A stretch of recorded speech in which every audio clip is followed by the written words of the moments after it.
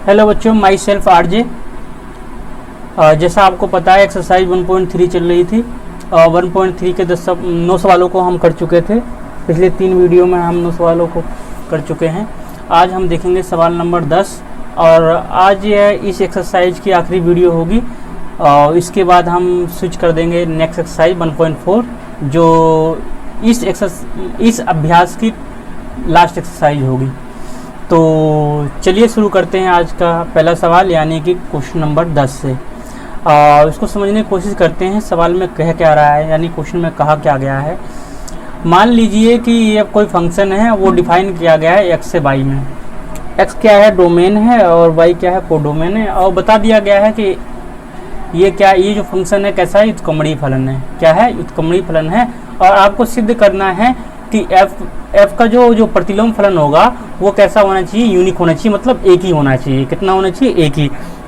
कोई फंक्शन है आपका, अगर वो व्युत्क्रमणीय है तो उसका प्रतिलोम कितना, 2 थोड़ी होंगे, एक ही होना चाहिए। हमें प्रूव करके दिखाना है। तो कैसे प्रूव करते हैं, तो सॉल्यूशन में आते हैं, उससे पता चलेगा कैसे प्रूव किया जाएगा कि ये किसी फंक्शन का अगर वो व्युत्क्रमणीय है तो उसका जो प्रतिलोम फलन होगा अद्वितीय कैसे होगा। तो अब दिया हुआ है, गिवन है, दिया है, क्या दिया हुआ है, कोई फंक्शन डिफाइन कर रखा है x से y में। क्या डिफाइन कर रखा है, x से y में, ठीक है। और ये कह रखा है, क्या कह रखा है, फलन क्या है, ऑलरेडी पहले ही बता रखा है इसने। फलन क्या है, व्युत्क्रमणीय, व्युत्क्रम, ठीक है। इसका यूज कैसे करेंगे हम बताएंगे। और कह रहा है कि सिद्ध कीजिए अद्वितीय है। तो मैंने मान लिया,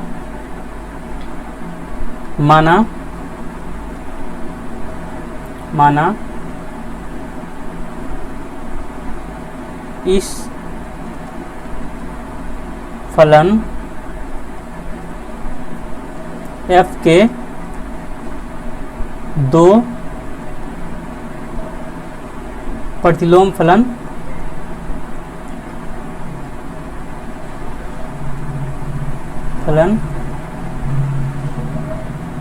G1 व G2 है, और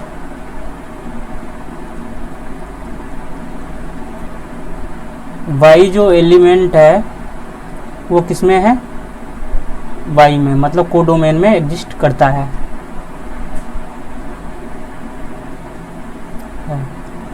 तो आपको पता है, तो अगर कोई फंक्शन व्युत्क्रमणीय होगा तो क्या होगा, तो आपको पता है f(o)(g1) y बराबर क्या आना चाहिए, i y या y आना चाहिए, इक्वेशन फर्स्ट। और इसका रिवर्स भी चेक कर सकते हैं हम, क्या आना चाहिए, i x आना चाहिए। और दूसरा क्या है, f(o)(g2) y बराबर क्या आना चाहिए, ये भी क्या आना चाहिए, i y बराबर y आना चाहिए। ये हो गया इक्वेशन 2। आपको इक्वेशन 1 और 2 से आपको पता चल रहा है कि इसका राइट हैंड क्या है, इक्वल है। तो हटा दो समीकरण, अतः समीकरण 1 व 2 से क्या आ जाएगा, ये हो जाएगा f(o)(g1) y equal to f(o)(g2) y, ठीक है। और अगर o को रिप्लेस करेंगे तो ये आ जाएगा f ब्रैकेट आ जाएगा f(g1) y, और ये क्या आ जाएगा f(g2) y। और आपको चूंकि एक चीज़ और पता है, चूंकि आपको मालूम है, क्योंकि फलन क्या है, व्युत्क्रमणीय है, यानी इन्वर्टिबल है। तो क्या होगा, तो यह फलन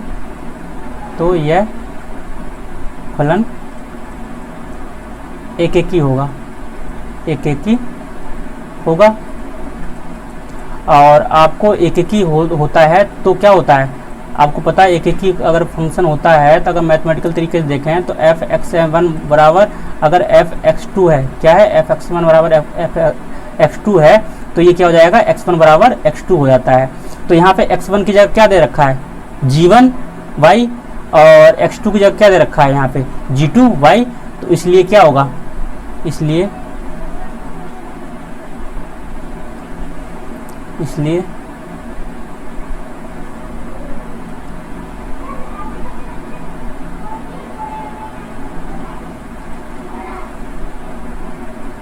इसलिए जी वन वाई बराबर जी टू वाई, या बोल दो जी वन बराबर जी टू, आप लिख दोगे। अतः केवल अतः फलन का प्रतिलोम, जी1 और जी2 क्या है, एक ही है, तो प्रतिलोम फलन अद्वितीय है। अद्वितीय मतलब एक ही है, दो नहीं है, अद्वितीय है। इस प्रकार ये सवाल हो चुका है, आपको प्रूफ भी कर दिया मैंने। चलिए नेक्स्ट सवाल पे चलते हैं, नेक्स्ट सवाल को देखते हैं क्या बोल रहा है। ये सवाल भी बहुत ही आसान दे रखा है, आपको एक फंक्शन दे रखा है, अब इसका डिफाइन कर रखा है, कह रहा है कि विचार कीजिए कि फंक्शन एफ इनवर्स ज्ञात कीजिए। ये प्रूफ करना है आपको, सिद्ध करना है इतना, तो एफ इनवर्स भी ज्ञात करना है। चलिए इसको ज्ञात करते हैं, सॉल्यूशन पे आते हैं सीधा सवाल पे। सॉल्यूशन, जैसा आप देख पा रहे हो यहाँ फंक्शन जो दे रखा है, डिफाइन कर रखा है 1 2 3, ये एलिमेंट है डोमेन के, और उसका जो को डोमेन है ए बी सी है। और आपको यहाँ पे दिया हुआ है, गिवन है f1 पर फंक्शन की वैल्यू क्या है a, f2 पर फंक्शन की वैल्यू कितनी है b, और f3 की फंक्शन की वैल्यू क्या है c। आप यहाँ देख पा रहे हो, आपको पता है इन्वर्स निकालने के लिए आपको फंक्शन कैसा होना चाहिए, उत्क्रमणीय होना चाहिए। तो यहाँ पे आप देख पा रहे हो कि अगर एरो डायग्राम मेथड का यूज करें हम, एरो डायग्राम मेथड का यूज करें हम, तो ये अगर a हो गया और ये क्या हो गया b, हम इसे a बोलते हैं पहले वाले को, इसे क्या बोलते हैं b। तो यहाँ पर क्या आएगा 1 2 3, और इसका जो इमेज है क्या है, इसमें a है, और 2 का इमेज क्या है इसमें b में b है, और इसका कितना है c है। इसे x बोलते हैं, इसे y बोलते हैं fx। तो आप देख पा रहे हो कि a का एक भी एलिमेंट नहीं छूट रहा है, और प्रत्येक एलिमेंट के लिए b में एक यूनिक इमेज प्राप्त होता है। इसी प्रकार अगर आप क्या कहते हैं b में देखो तो b के एक भी एलिमेंट नहीं छूट रहे, और प्रत्येक एलिमेंट के लिए a में प्री इमेज है। तो आप लिखोगे, यहाँ लिखोगे क्योंकि प्रत्येक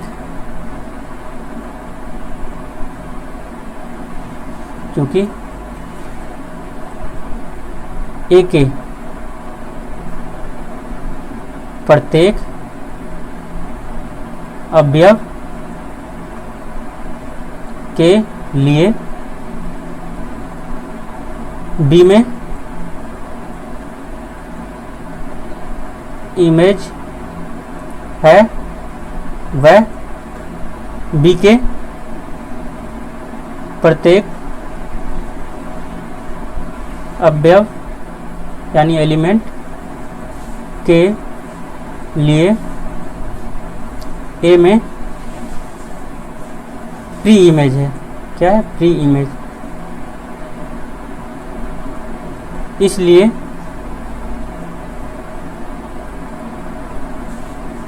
फलन बाइजेक्टिव है। क्या है, बाइजेक्टिव, या एक अक्षादी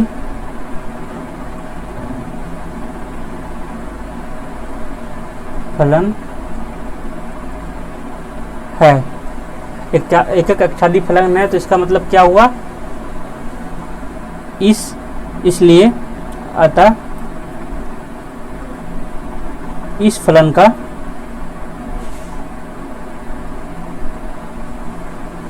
क्या है, प्रतिलोम फलन संभव है। अगर संभव है तो निकालते हैं, कैसे निकालना पड़ेगा, तो आप इस फलन को कैसे निकालोगे,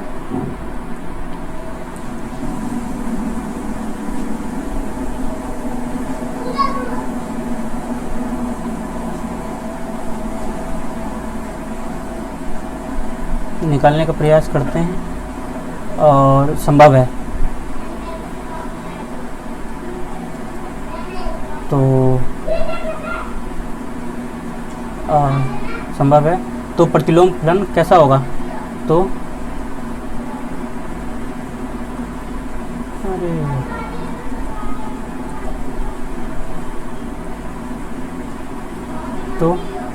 प्रतिलोम फलन क्या होगा,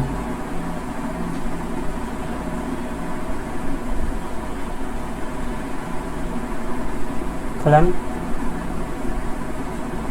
एफ इनवर्स सच डेट, आप इसको हेरा फेर मतलब बदल दो, ए बी सी, जो कोडोमेन था वो डोमेन बन जाएगा, जो डोमेन था वो क्या बन जाएगा, कोडोमेन 1 2 3 होगा। और यह इस प्रकार होगा, इस प्रकार की इस प्रकार होगा कि f inverse a equal to कितना आएगा 1 और f inverse b equal to क्या आएगा 2 और f inverse c equal to क्या प्राप्त होगा आपको 3 प्राप्त होगा। क्या प्राप्त होगा 3। और आपको कह रहा है कि सिद्ध कीजिए ये, तो इसको सिद्ध करते हैं। तो आपको इसको सिद्ध करने के लिए आपको क्या करना होगा, आपको पता है ये फंक्शन क्या है, बाइजेक्टिव है, तो प्रतिलोम फलन संभव है। अब प्रतिलोम फलन संभव है तो ये फंक्शन कैसा होगा, यह फंक्शन आपका व्युत्क्रमणीय भी होगा। व्युत्क्रमणीय होने के लिए आपको क्या होगा, अब चूँकि आपको पता है ये तो आपका इन्वर्स फंक्शन आ गया। अब चूँकि फलन व्युत्क्रमणीय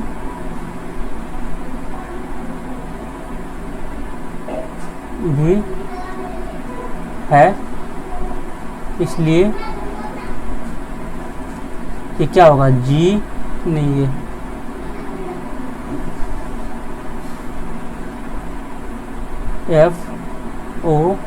एफ इनवर्स वाई बराबर क्या हो जाएगा आई बाई और f inverse o f x बराबर क्या हो जाएगा आई एक्स। ठीक है, और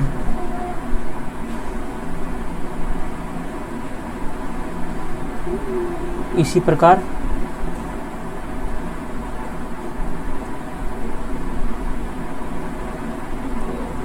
इस समीकरण 1 2 हो गया था, इस समीकरण 1 डाल दो और इसका समीकरण 2 डाल दो। इसी प्रकार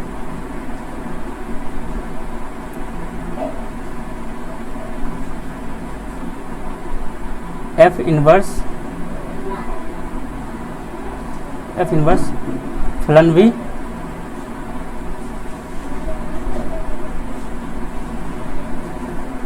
क्या है, एफ इनवर्स फलन भी एक बाइजेक्टिव है, क्योंकि इसके प्रत्येक एलिमेंट के लिए ए में बी में इमेज प्राप्त होती है और बी के प्रत्येक एलिमेंट के लिए ए में प्री इमेज बाइजेक्टिव है। इसी प्रकार एफ इनवर्स भी बाइजेक्टिव है, तो इसका भी प्रतिलोम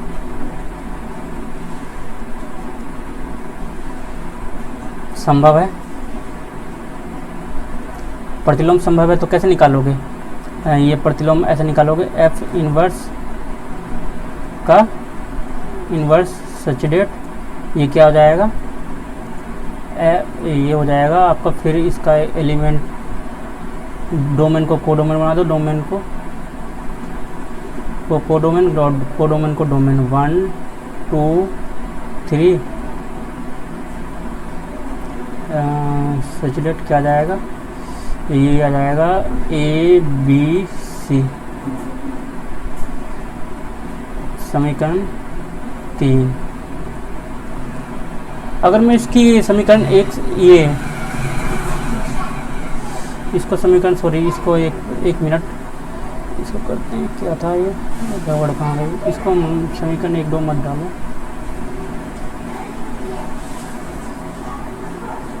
यहाँ इसको समीकरण 1 डाल देते, 1 समीकरण 1 व 2 से इसको 2 डाल दो,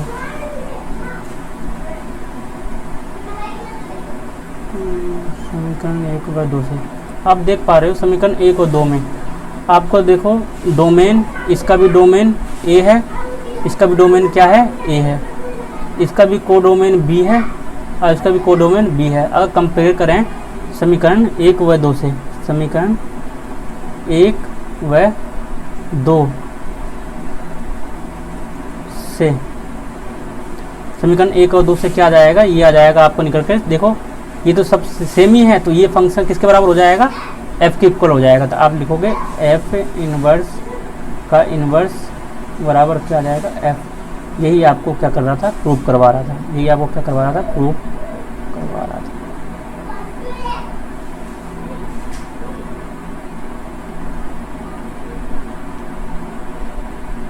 प्रूफ। तो इस प्रकार यह भी सवाल हो चुका है आपका। चलिए हम बात करते हैं नेक्स्ट सवाल की। ये सवाल क्या कह रहा है, एफ एक उत्कोणीय फलन है तो सिद्ध कीजिए कि प्रतिलोम फलन इतना होगा। ठीक है, सॉल्यूशन पे आते हैं।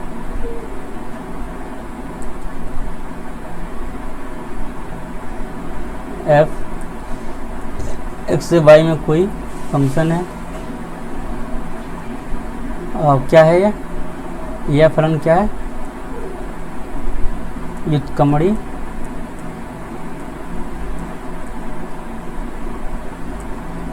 फलन है। तो यह फलन व्युत्क्रमणीय है, फलन है, तो यह फलन एकेकी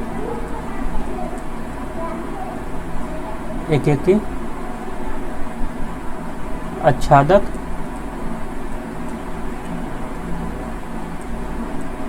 होगा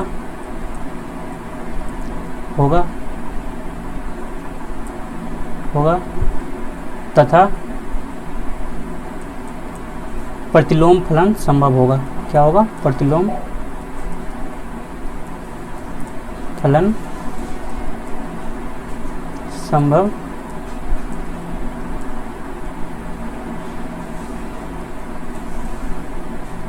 होगा।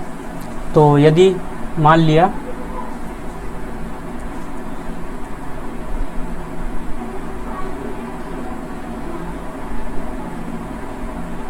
प्रतिलोम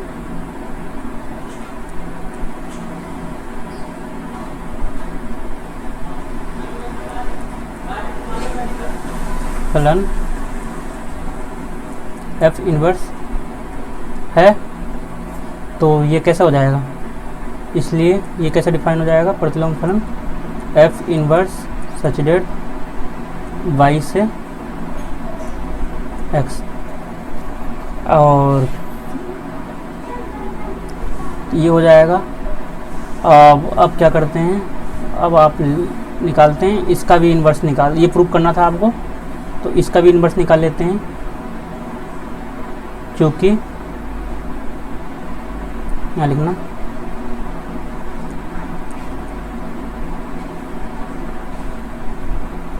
क्योंकि एफ इनवर्स फलन भी व्युत्क्रमणीय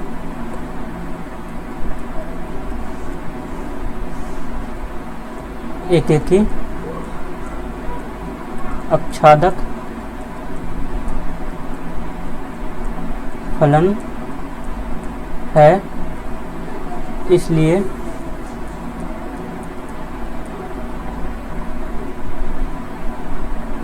इसका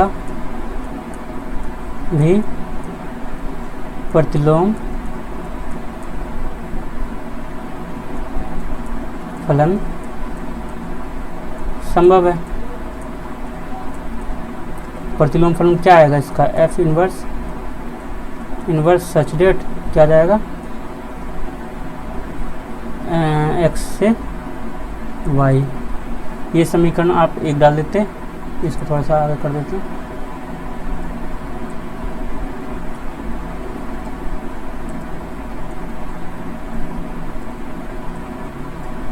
समीकरण एक, ये क्या हो गया? समीकरण दो। समीकरण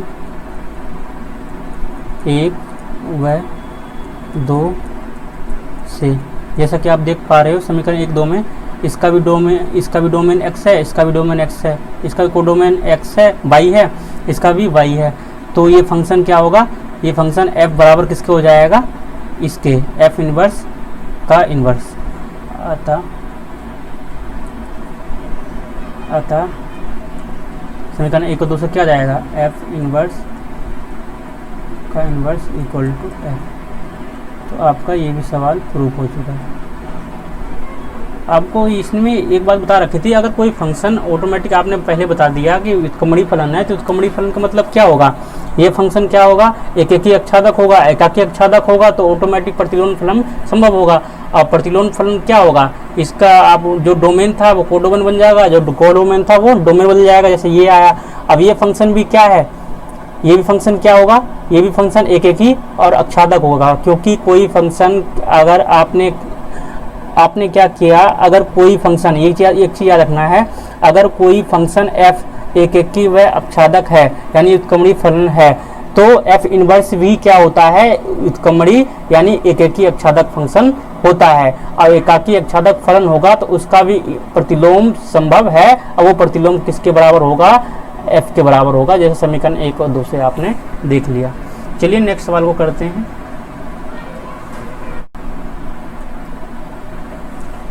चलिए इस सवाल को सोल्व करते हैं। सॉल्यूशन, आपको फंक्शन क्या गिवन है? F x equal to given है 3 माइनस एफ क्यू पावर 1/3 दे रखा है। और ये क्वेश्चन फर्स्ट हो गया। आपको वैल्यू किसकी निकालनी है? आपको वैल्यू निकालनी है एफ ओ एफ एक्स की वैल्यू आपको निकालनी है। तो चलिए इसको सोल्यूशन करते हैं। तो इसका आपको पता है, ओ को रिप्लेस करेंगे तो क्या आएगा? ब्रैकेट आएगा, और यहाँ पे क्या आ जाएगा? F x.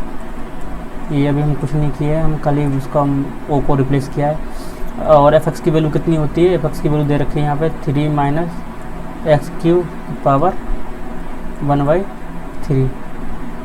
ये वैल्यू है आपकी, और ये हमने ब्रैकेट लगा दिया। और जहाँ जहाँ एक्स है उसकी जगह हम क्या रख दें? ये रख देते हैं यहाँ पे। तो ये आ जाएगा फंक्शन का रूपांतरण रूप 3 माइनस एक्स की जगह क्या रखना है? ये टोटल रखना है, ये वैल्यू रखनी है पूरी। तो ये वैल्यू रखते हैं तो क्या जाएगा? 3 माइनस एक्स क्यू पावर 1/3। और उसके ऊपर क्या है? होल क्यूब कितना है? होल क्यूब क्या है?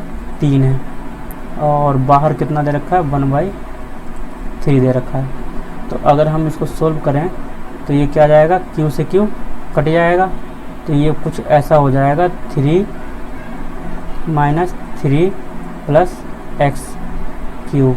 ठीक है, कुछ ऐसा हो जाएगा। पावर क्या जाएगा? 1/3। 3 से 3 कट गया, और अगर इसको देखा जाए 3 से 3 कट गया, आगे क्या जाएगा? आगे आ जाएगा आपका,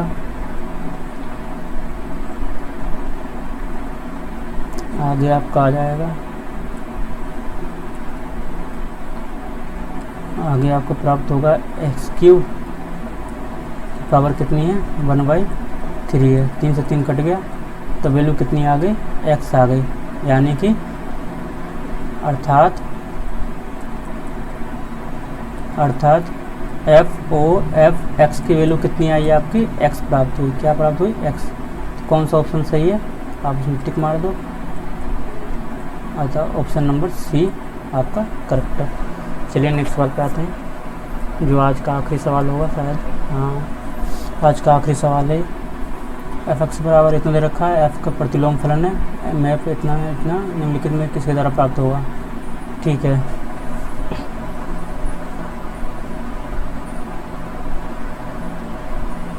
आपको इस फंक्शन का प्रतिलोम फलन निकालना है। क्या निकालना है प्रतिलोम फलन का। कर लेते हैं, सॉल्यूशन पे आ जाते हैं, सॉल्यूशन पे आते हैं।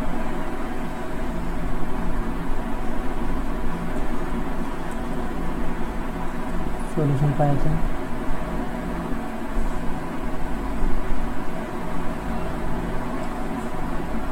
लास्ट सवाल है ये एक्सरसाइज का।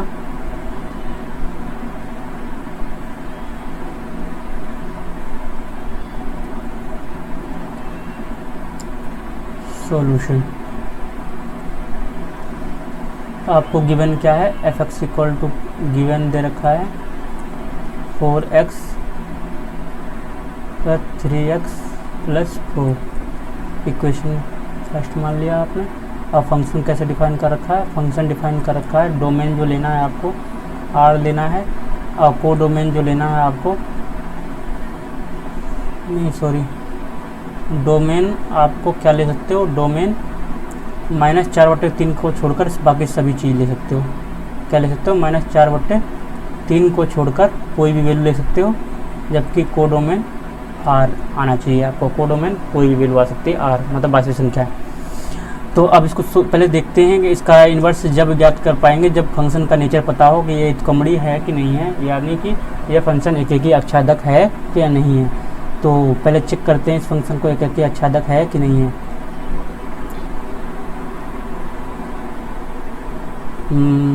माना मैं एरो डायग्राम मेथड यूज नहीं कर रहा इसमें, माना x1 and x2 is a element of R3, मतलब 4/3 नहीं है।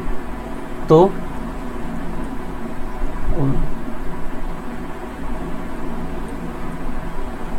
इतना इस प्रकार है, इस प्रकार हैं कि क्या जाएगा, इस प्रकार हैं कि f(x1) बराबर f(x2)।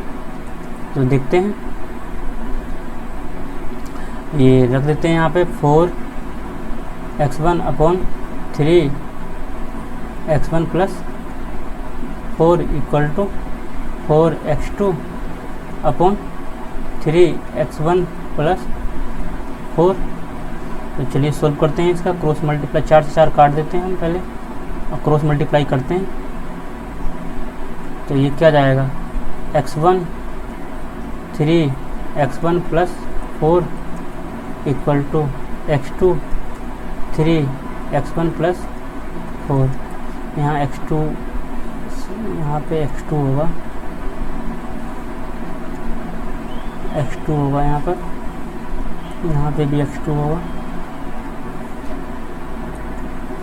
पहले हम फंक्शन को चेक कर रहे हैं कि ये एक ही है कि नहीं है। तो अगर मल्टीप्लाई करते हैं तो क्या जाएगा 3x1 x2 + 4x1 = 3x1 x2। Arrow diagram method से भी इसको सोल्व कर सकते हैं, पता कर सकते हैं कि ये फंक्शन एक ही अक्षादक है कि नहीं।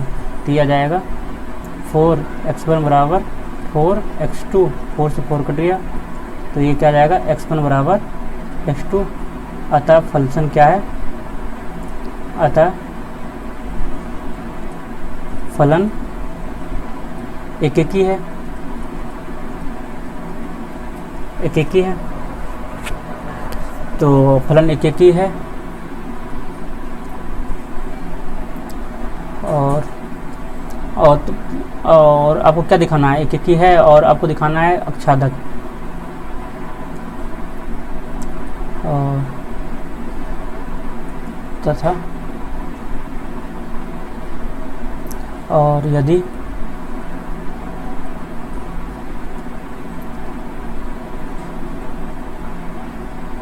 y बराबर fx हमने मान लिया, तो y बराबर क्या आ जाएगा, ये fx, और ये कितना आ जाएगा आपका 4x और 3x प्लस 4, और इसको क्रॉस मल्टीप्लाई कर देते हैं तो ये आ जाएगा y 3x plus 4 equal to 4x, और ये क्या जाएगा 3xy plus 4y equal to 4x। इसको उधर ले आते हैं और इसको उधर भेज देते हैं, या इसको उधर ले जाते हैं, तो ये आ जाएगा 4y इक्वल टू, किसको ले गए, इसको उधर छोड़ दिया, इसको इधर ले गए, 4x माइनस 3xy। इसमें से x कॉमन ले लो, x कॉमन ले लोगे तो क्या आ जाएगा, x अगर कॉमन ले लोगे तो क्या आ जाएगा 4y equal to 4 minus 3y। तो x इक्वल टू क्या मिल जाएगा 4y और 4 माइनस 3y। और अगर इसको देखा जाए तो 4y बिलोंग्स टू क्या है आपका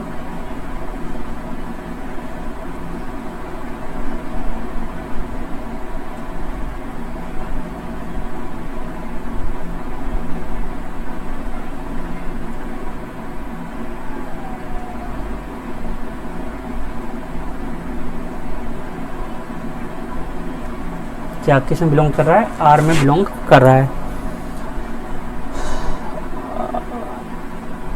सॉरी आर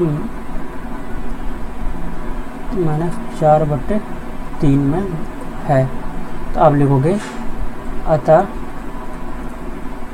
फलन कैसा है, एक आच्छादक है, क्या है, आच्छादक है, इसलिए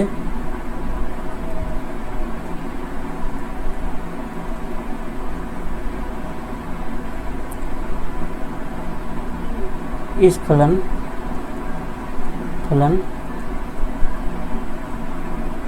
का प्रतिलोम फलन x बराबर क्या होगा, gy बराबर क्या होगा 4 माइनस 3y। ये आपका आ गया आंसर। इसमें देखो कौन सा ऑप्शन सही है, 4y एंड 4 माइनस 3y। इसमें से कौन सा ऑप्शन सही है, इसमें से ऑप्शन नंबर बी आपका सही है। तो इस प्रकार आपका ये भी सवाल ख़त्म हो चुका है। तो नेक्स्ट एक्सरसाइज में हम देखेंगे 1.4 जो कि ये है बाइनरी ऑपरेशन। तो आज के लिए बस इतना ही।